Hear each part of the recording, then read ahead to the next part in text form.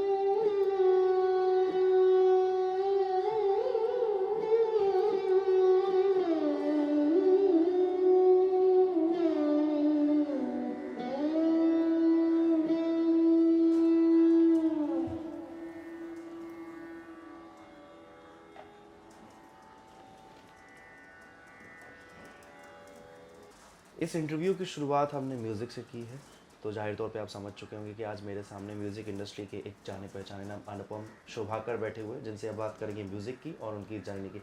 बहुत बहुत स्वागत है। सुबह का वक्त है, पीछे से पक्षियों की भी आवाज़ आ रही है, म्यूजिक भी हमने सुन लिया। अनुपम, ये शुरुआत कैसे हुई थी, अगर आप इसको थोड़ा सा बता सकें हमें? Thank you Piyush, it's an honour for me. बहुत अच्छा लगा आप लोगों से मिलके, and also your crew over here. And मेरी शुरुआत जैसे हम लोग भी ऑफ कैमरा बात कर रहे थे, I grew up in Bombay, not too far. हम लोग बैंड्रा में बैठे हैं, मैं जुहू में बड़ा हुआ हूँ, एंड म्यूज़िकल फैमिली से आता हूँ।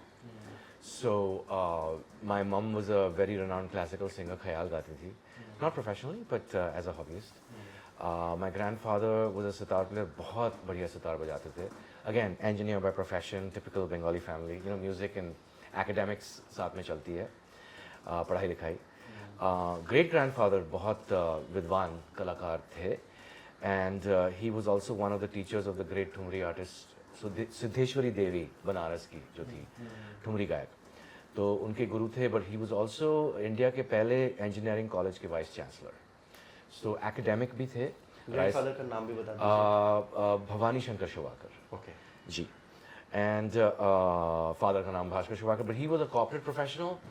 So I'm pretty much I'm the first generation of a professional composer, musician of the family.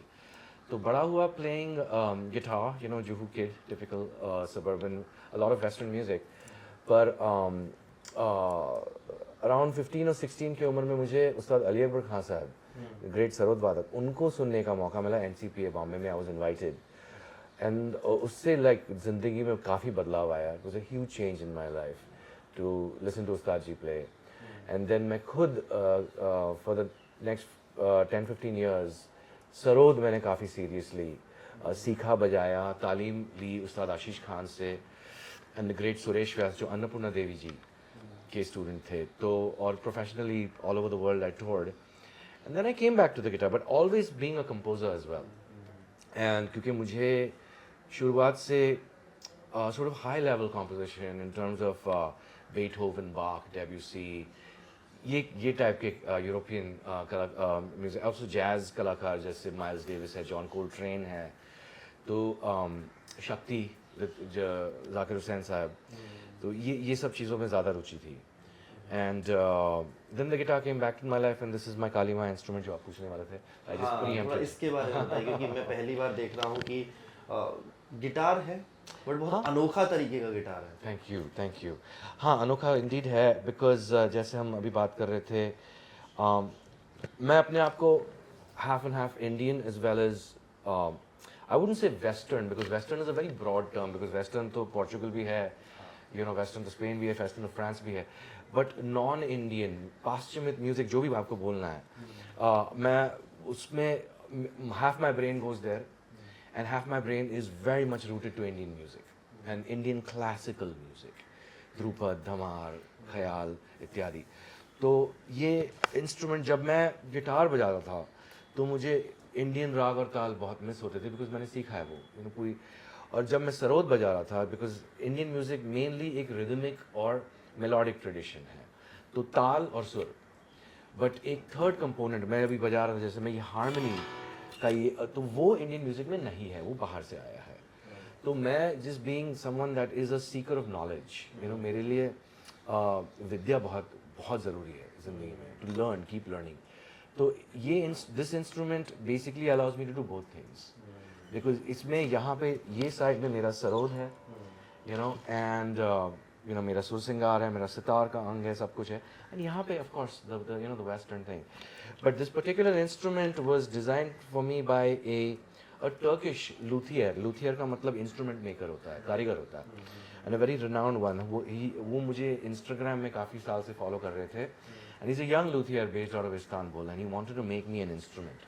उन्होंने बनाया? हाँ, उन्होंने मेरे लिए बनाया है. आपने डिजाइन दिया या खुद से उन्होंने डिजाइन करके? नहीं, डिज़ाइन मैंने उनको entirely, ओके, मैंने उनको बताया मुझे क्या चाहिए, बिकॉज ये पहले वैसे कुछ इंस्ट्रूमेंट एग्जिस्ट नहीं करता है. हाँ, क्योंकि इस तरीके का इंस्ट्रूमेंट मुझे नहीं लगता कि मैंने कभी देखा है. हाँ, मुझे इन्वेंट वर्ड थोड़ा सा सेल्फ एग्रेंडाइजिंग या पॉम्पस लगता है. इन्वेंट कुछ नहीं होता है, यू गेट द इंस्पिरेशन, सब ऊपर से आता है, यू नो.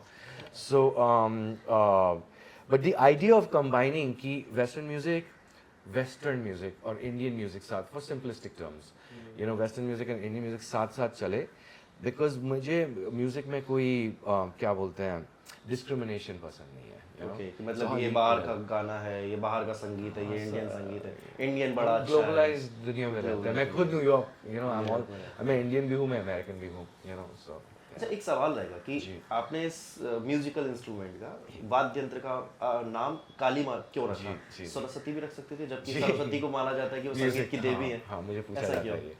एक्चुअली मैं जब बड़ा हो रहा था, you know, urban kid, I was just telling you, मैं एक पारसी स्कूल में गया, मानिक जी के ऊपर जो हूँ मैं, एंड ग्रोइंग अप हम लोग, मैं I was not a very religious person, मैं खुद ज़्यादा धार्मिक इंसान नहीं हूँ, मैं आध्यात्मिक थोड़ा सा हूँ, बिकॉज मेरे फैमिली का ट्रेडिशन है वो. तो after doing a lot of family research, you know, grow up with a very urban environment, तो मंदिर जाना या ये, you know, it was not something that we did, you know. ज़्यादा म्यूजिक की प्रैक्टिस या तो दोस्तों के साथ खेलना वगैरह.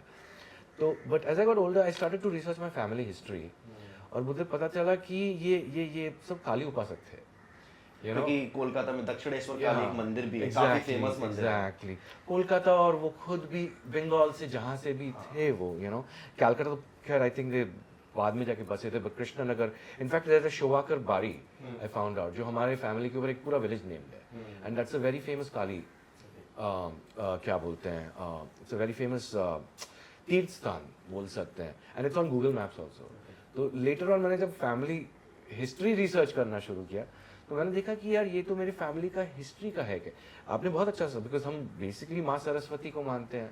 मैं खुद जब बोलता हूँ कि सारी दुनिया की संगीत एक है, तो सरस्वती माता तो सब आया है ना, ऐसा नहीं कि वो सिर्फ इंडिया के लिए है, वो तो जापान के लिए भी है यार। पर काली माँ स्पेसिफिकली इज बिकॉज वो मेरी फैमिली के साथ एक कनेक्शन है, it's more of a heritage thing rather than like अच्छा ये म्यूजिक के लिए है, या तो फिर गणेश भी गणेश जी भी बोल सकते हैं, and it's not a religious thing, it's more of honouring the legacy बोल सकते हैं। ये जो आप एक फ्यूज़न क्रिएट करते हैं, फ्यूज़न क्रिएट करने के पीछे का आपका मकसद क्या रहता है? क्या इंडियन क्लासिकल म्यूज़िक है उसको एक ग्लोबल लेवल तक ले जाने की कोशिश रहती है, या कुछ और इसके पीछे एक आपकी क्या कहते हैं एक सोच रहती है? जी, मैं जब पीयूष जब मैं क्लासिकल बजाता हूँ, फिर मैं क्लासिकल कॉन्सर्ट्स में करता हूँ, मैं भी वाराणसी बजा के आया था प्रॉपर क्लासिकल गढ़ में with Amit Mishra ji, the great Banaras gharana के बहुत बड़े तबला वादक हैं, मेरे अच्छे मित्र हैं। तो वहाँ तो हम लोगों ने 1.5 घंटा यमन कल्याण बजाया, एंड प्रॉपर क्लासिकल ध्रुपद अंग में पूरा आलाप वगैरह, जोड़ झाला गत इत्यादि बंदिशें। जब मैं क्लासिकल बजाता तो उसमें वो टिपिकल कोई मिलावट की बात हो या कोई बाहर की इन्फ्लुएंस, वो पूरा क्लासिकल है, 100% प्योर क्लासिकल। उसमें कुछ ये नहीं कि कुछ दूसरे इन्फ्लुएंस, इनफैक्ट यहाँ पे मेरे हाथ जाते हुए नहीं, बस यही रहते हैं। हाँ, बस यहाँ पे मैं थोड़ा सा कलर दे रहा था ऊपर से। पर मेरा एक मानना है कि सब कुछ फ्यूजन है। आप देखिए कि हम लोग भी फ्यूजन है, you have your mother and have your father, तो आप फ्यूजन है, आपकी मदर की फैमिली कहीं से आ रही है, आपकी फादर की फैमिली कहीं से आ रही है, बट आप मिक्स, दैट इज दैट। अब हमारा फूड फ्यूजन है, टमाटर तो बाहर से आते हैं, वो तो साउथ अमेरिका से आ रहा है, पोटेटोज भी इंडिया के नहीं है, बट हम आलू गोभी आलू मटर शौक से खाते हैं यहाँ पे, समोसा खाते हैं, समोसा मिडल ईस्ट से आया है, राइट, सेंट्रल एशिया, समबूसा ईरान में खाया जाता है। तो this setar, the word setar itself is a Persian word. It means 3 strings. Sa in Persian is 3. Tar is strings. Sarod अभी हम बोलते हैं, साखरूद in Farsi means good sound. तो there कितना कुछ रागों में है बाहर का influence, because इंडिया में Mother India has always had migration बोलिए या सेटलमेंट बोलिए, जो भी बोलिए, दुनिया भर के लोग यहाँ पे आके रहे। बिल्कुल, चाहे मुगल काल में आए हो, चाहे मौर्य काल में आए हो, उससे पहले भी हाँ, लोग आए हैं और इंडिया के कल्चर को आगे बढ़ाया, और इंडिया से भी बहुत सारी चीजें सीख के गए हैं। तो ये आदान प्रदान तो हमेशा चला है सदा ना, चला। तो दिट्स ऑलवेज फ्यूजन।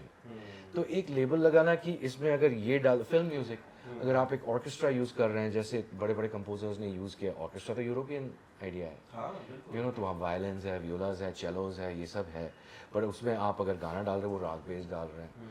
तो म्यूजिक में fusion, flamenco which is the great music of Spain, अभी ग्लोबल चीज़ है, पाको दे लूसिया, ग्रेट म्यूजिक, वो म्यूजिक भी फ्यूजन है, उसमें इंडियन इन्फ्लुएंसेस है, बिकॉज यहाँ से राजस्थान से जिप्सीज निकल के गए 2000-3000 साल पहले, and they cross the desert, they went into what is now modern day Pakistan, वहाँ से ईरान पहुँचे, वहाँ से सेंट्रल एशिया पहुँचे, सेंट्रल यूरोप पहुँचे, हंगरी वगैरह, वहाँ से नीचे गए north Africa, through the Moors they came to the south of Spain, but वो एक अभी भी वो इंडियन डीएनए लेके जा रहे हैं, बट उसमें यूरोपियन बातें आ गई हैं, क्लासिकल उनका आ गया, उसमें इतने साले जो 2000 साल का जर्नी, अरबिक म्यूजिक, मकाम, दस्तगा, उसमें आ गया।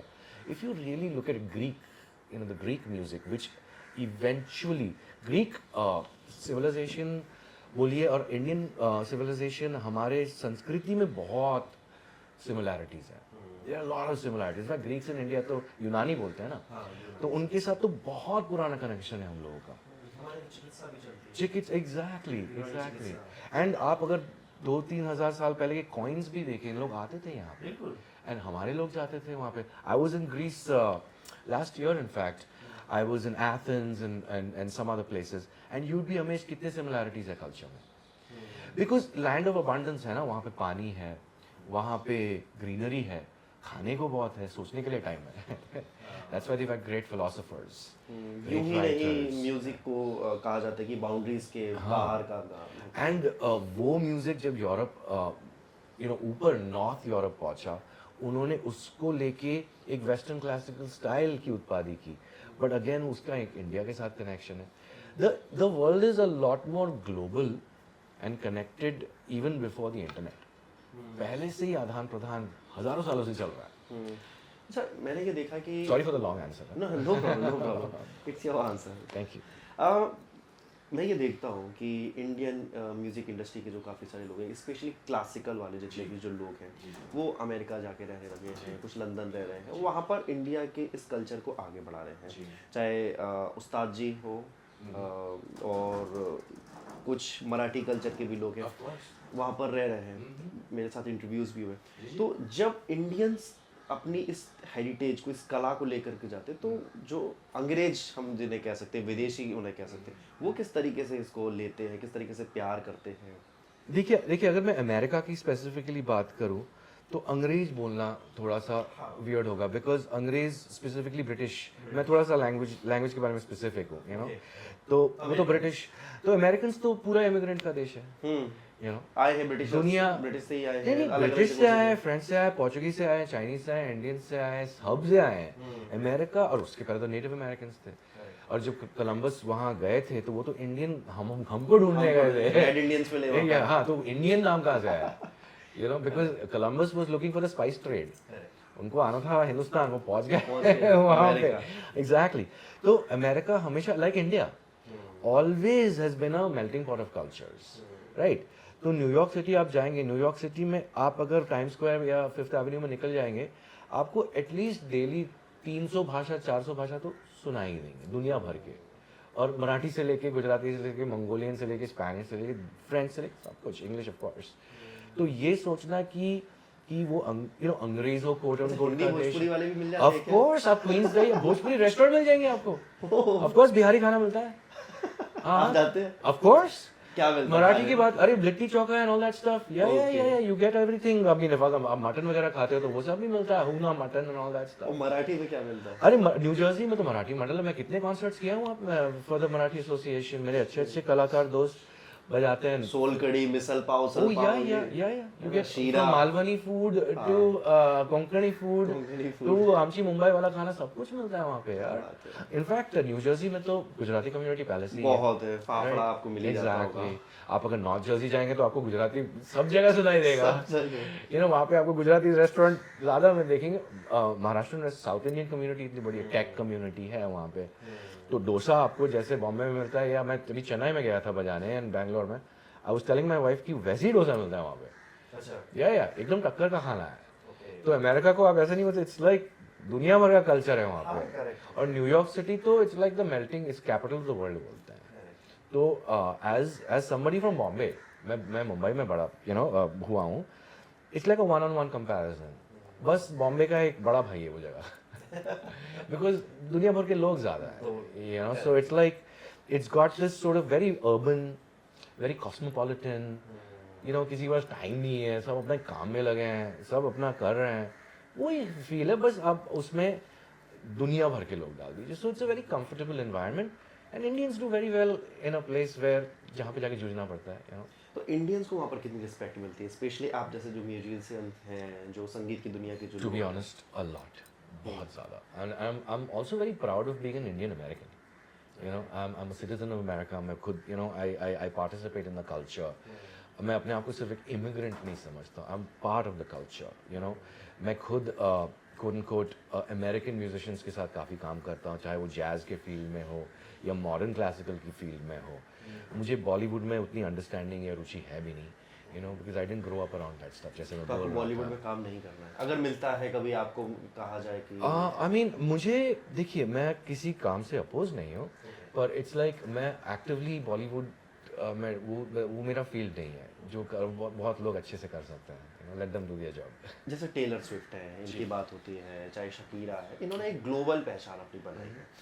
लेकिन इंडियंस में अभी भी ऐसा क्यों नहीं है? सिर्फ दिलजीत दोसांझ को हम कह दें या ढिल्लों को कह दें, या एक दो अगर और, जो सुनिधि चौहान अपने वर्ल्ड टूर कर रही है, लेकिन अभी भी उस तरीके का रिकग्निशन नहीं मिला है. आखिर इसके पीछे की वजह क्या थी? क्या भाषा एक रोड़े में आ जाती है, क्योंकि इंग्लिश को हर लोग जानते हैं, Yeah, that कभी is कभी the मैं thing. भी अगर कुछ सुनना होता है तो इंग्लिश एस्प्रेसो लगा लेता हूँ, Right, right, right. एस्प्रेसो लगा ली, लेकिन समझ में नहीं, लेकिन अच्छा लगता है। That is very true Piyush, आपने एकदम सही बात की। तो बिफोर आपने जितने बड़े बड़े लोगों का नाम लिया, the two greatest Indian musicians जिनको दुनिया के सारे अवार्ड्स मिल चुके हैं, आप मैं ब्राज़ील में बजा रहा था, वहाँ पे भी उनके नाम पता है। आप पोर्चुगल चले जाइए, जापान चले, who are the two people the दुनिया जानती है of Indian music. The two people are Ustad Zakir Hussain and Pandit Ravi Shankar. you know they are like truly global icons. जबकि हमारी लता जी किसी से कम नहीं थी। हाँ, नहीं नहीं, वो कम ज़्यादा की बात नहीं है, but there's a reason for this, there's a cultural reason for this. This is not a comparison. This is more of a study. तो it's because वो instrumentalist है, language plays a role like you said. तो आप अगर लता जी को, आप इतने बड़े आर्टिस्ट हैं, बट वो अगर केरला चले जाके हिंदी में गाएंगी, you know, तो इंडिया में भी it's like, तो आप सोचिए कि अगर वो पोर्चुगल, क्योंकि दुनिया में इतने सारे भाषा है ना, तो इंस्ट्रूमेंटलिस्ट जो है, they tend to do better in Western countries because people can relate to sound, you know, rather than वो क्या बोल रहे हैं, वो you know, ये क्या हिंदी है, ये भोजपुरी है, या ये you know, जो भी भाषा है, गुजराती है, बट ये भी चेंज हो रहा है, you know, this is also changing. Whereas India में we have some of the largest speaking English populations. तो जब बाहर से आर्टिस्ट आते हैं, they find it very easy to connect, ना, because young लोग सब इंग्लिश बोलते हैं। कोल्ड प्ले के टिकट्स इंडिया में जैसे ही वेबसाइट ओपन होती है, Big सोल्ड आउट chance, हो जाती है। yeah. लोग एक Because लाख young- में टिकट्स खरीद रहे हैं। हाँ, because young people relate to it. अब मैं खुद जाके, for example, you know, I've been playing all these festivals all over India, and अभी मैं जाके पुराना रुद्रवीणा लेके बैठ जाऊँ वहाँ पे, तो यंग लोग बोलेंगे यार अच्छा, बहुत अच्छा है, maybe 5% will relate to it, but most people will be like, I don't know, I want to go see Coldplay, you know? Yeah, but if मैं वही चीज़, अगर मैं वही राग यमन कल्याण बजा रहा हूँ और मैं कुछ क्लासिकल चेंज नहीं कर रहा हूँ, और वो ये देखते हैं तो बोलते हैं wow, this is something trendy and interesting. So it's like young people will relate to what they can relate. हम लोग भी अगर जब बचपन, अगर जब मेरे दादाजी मुझे भीमसेन जी सुनाते थे, I could relate to it because I'm from a musical family. Bhimsen Joshi. Of course, you know, अब घर पे यही सब म्यूजिक चलता था, पंडित भीमसेन जोशी जी, या तो all the great Maharashtrian artists, again classical artists, you know, Malikanjur Mansoor ji, या गंगूबाई हंगल जी, किशोरी Tai, you know, all of these artists, you know, and I'm a very very proud Bombayite for such great artists that have come from here. So as a musical, you know, somebody growing in a musical environment अच्छा लगता था, but कोई general kid को वो दिखाओ, Michael Jackson दिखाओ, you know, this is a cultural thing. आपका white reality, liquid reality, liquid reality, sorry, आपका लिक्विड रियलिटी जिसको काफ़ी अच्छी खासी रिकॉग्निशन मिली, लोगों ने पसंद किया, इसके बारे में थोड़ा सा बताइए, क्या है, किस तरीके से कॉन्सेप्ट आया, क्या सोच के बनाया था? Well, liquid reality started with my desire again to do, जैसे आप, तो एजीएस रिकॉर्डिंग्स बोल के एक बहुत renowned, I will give you a little back story. AGS recordings बोल के एक बहुत रिनाउंड गिटार बेस्ड लेबल है न्यूयॉर्क सिटी में, run by my good friend Joel Harrison, who is a गuggenheim अवार्ड विनर, यू नो, काफ़ी renowned composer हैं and मेरे अच्छे मित्र हैं। एंड उन्होंने अपनी रिकॉर्ड कंपनी शुरू की, रिकॉर्ड लेबल, जहाँ पे वो high level guitar players of the world को यूनाइट करके उनके लिए एक निच या निश लेबल। तो उन्होंने मुझे अप्रोच किया कि आपके साथ एक एल्बम करना है। तो मेरे दिमाग में ये म्यूज़िक काफ़ी टाइम से था, that I wanted to bring certain artist together. As a composer मुझे सिर्फ म्यूज़िक बनाना for the sake of it अच्छा नहीं लगता। I like to write for people based on their personalities, you know, that's a composer's job. So इतने अच्छे अच्छे कलाकार उसमें हैं that help, you know, from Japanese musicians to, you know, musicians from Portugal to Swami Selva Ganesh of the Shakti Vikku Vinayakaram lineage. मेरे बहुत अच्छे मित्र हैं, कंजीरा विद्वान from Chennai and कंजीरा घटम मृदंगम वगैरह, एंड उत्सव लाल ग्रेट पियानिस्ट जो दिल्ली में थे, फिर आयरलैंड में रहे, अभी अमेरिका में रहते, उनका भी एक दुनिया ग्लोबलाइज्ड, यू नो, वो राग बजाते पियानो पे पूरा, बट अगेन वेस्टर्न म्यूजिक। तो ये टाइप के जो एक्लेक्टिक डिवर्स म्यूजिशियंस हैं, जिन्होंने दुनिया देखा है, you no, they've played everywhere in the world, they have a globalized sound, so it was written for them essentially, and keeping Kalima in the center. और दुनिया में जब MM कीरवानी जैसे बड़े कलाकारों का नाम होता है, नाटू नाटू के लिए उनको एक पहचान मिलती है, उनको अवार्ड्स मिलते हैं, तब इंडियंस के लिए एक दुनिया में एक अलग नई पहचान मिलती है कि हाँ, इंडिया में भी एक अच्छा संगीत है जिसको जानना चाहिए, अब तक उसको रिकॉग्निशन नहीं मिल रहा था जिस तरीके से मिलना चाहिए। बाकी के इतने सारे आर्टिस्ट फेमस हो जाते हैं, लेकिन हमारा इंडियन कोई भी आज तक वर्ल्ड लेवल पे नहीं पहुंच पाया, या I, उस I तरीके don't की agree fan with that. Following. No, no, no. Again, अगर मैं जाकिर हुसैन जी का नाम जाकिर हुसैन बिल्कुल, लेकिन एक जो होता है ना कि फैन फॉलोइंग, हर कोई उनको जान रहा है। शकीरा शकीरा नाम में तुरंत याद आ जाता है, टेलर स्विफ्ट तुरंत नाम याद आ जाता है। तो कहीं ना कहीं वो एक कमी है। तो आप क्या सोचते हैं जब एम किरवानी जैसे जो लोग हैं जो अच्छा म्यूजिक कंपोज कर रहे हैं, उनको और कितना वर्ल्ड रिकॉग्निशन मिलना चाहिए? as देखिए as Indians की, अच्छा I understand your question, but I feel कि एक इंडियन डायस्पोरा बोलिए, इंडियन कम्युनिटी बोलिए, मैं अमेरिका की बात कर सकता हूँ, मैं यूके जाता हूँ, you know if I go to London वगैरह, पर वहाँ रहता नहीं हूँ, वो वहाँ पे बहुत बड़ा इंडियन कम्युनिटी है, तो I can talk about US, you know कि एज इंडियंस की इकोनॉमिक स्ट्रेंथ बढ़ रही है, and money plays a big role in this, you know. तो अभी Indians are the wealthiest minority in the United States, and not just through the corporate world or the tech world, वो अभी politics में भी आए हैं, you know, Kash Patel, you know, he's the head, so you know all these people, Tulsi Gabbard, you know, she relates to, तो and बहुत है, Nikki Haley herself, you know, वो तो Indians की एक cloud भी पड़ा है, तो ये सब culture में भी आ जाता है eventually, you know, it starts from finance and you know wealth, and then culture benefits from that. So and through that you will see a lot more Indian names, you know, that will do in the future में देखिए, you know, you'll find that the groundwork. I look at what Pandit Ravi Shankar, आप ये सोचिए ना 60s में कौन जानता था, 50s इंडिया को मैप में नहीं ढूंढ सकते थे ये लोग, you know, but what did he do? He took this music to Carnegie Hall, जहाँ पे सिर्फ वेस्टर्न क्लासिकल म्यूजिक अलाउड था, वहाँ सितार बजाया उन्होंने जाके अल्लाह रखा के साथ, और लाइन मतलब आउट डाउन द स्ट्रीट लोग, और अभी भी अभी Zakir Hussain ji you know unfortunately passed away, but क्या नाम था उनका दुनिया में, यू नो। सो ऐसा नहीं कि इंडियन आर्टिस्ट ने नहीं किया है, as the new generation comes उनको दोबारा करना पड़ेगा, they have to prove themselves again. अब आगे के आपके क्या प्लान्स हैं, किस तरीके से आप अपने म्यूजिक की जर्नी को आगे लेकर के जाने वाले हैं, कुछ नया क्या क्रिएट करने वाले हैं, कुछ बता सकें आप? थैंक यू पीयूष, अभी ये इंडिया का tour is done finally, because मैं ये फेस्टिवल टूर में था। लगभग कितनी जगह आप So I mean, basically my tour started, आपको बता रहा था, in November. तो actually started in Los Angeles in the US. फिर वहाँ से Rome in Italy, and then I was playing at the Serendipity Festival Goa में with Pandit Vishnu Mohan Bhatt ji and Maestro Bikram Ghosh, great tabla player from Calcutta. तो उन्होंने invite किया था वहाँ से, फिर वहाँ से मैं निकल गया साउथ ईस्ट एशिया, वहाँ workshops थे, फिर मैं आ गया, फिर then I had to go to Bangalore, Shakti tribute, the great Shakti with Zakir Hussain ji, उनके I was very honored कि उन्होंने invite किया मुझे। Zakir Hussain ji last year he passed away, so Shakti was again world renowned, you know, so I was as the next generation, you know, we were invited to play. फिर वहाँ से कहाँ निकल गया, फिर काला घोड़ा फेस्टिवल बॉम्बे, एंड फिर दिल्ली में कॉन्सर्ट थी ज़ुहैब अहमद खान के साथ, and bunch of recordings, and now finally back to the US. India में आप जब सुनते हो किसी को, इंडियंस में किसको सुनना पसंद करते हो संगीत की दुनिया में, किसी के गाने, किसी के musical instruments? You know, I like listening to a lot of instrumentalists from India. मुझे ये ऋषभ का म्यूजिक बहुत अच्छा लगता है, Ricky Ram. Okay, Rishabh Ricky Ram Sharma. Yeah. And I've known his father since a very long time. क्योंकि उनके दिल्ली में इंस्ट्रूमेंट का दुकान है, हाँ, गोल मार्केट में, रिकी राम इंस्ट्रूमेंट्स.